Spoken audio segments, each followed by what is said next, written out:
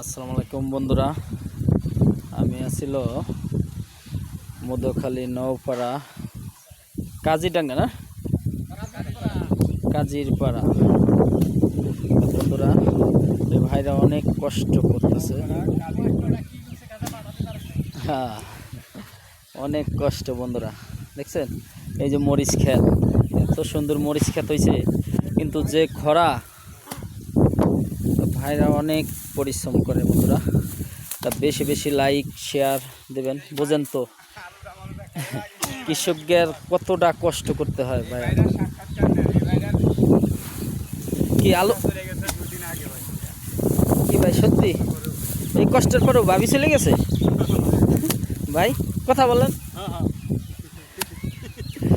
বন্ধুরা, বেশি বেশি লাইক শেয়ার কমেন্ট করবেন। কোদাল কোবানো কাজ এত কষ্ট। আজকে রৌদ্র হইল 440 ডিগ্রি।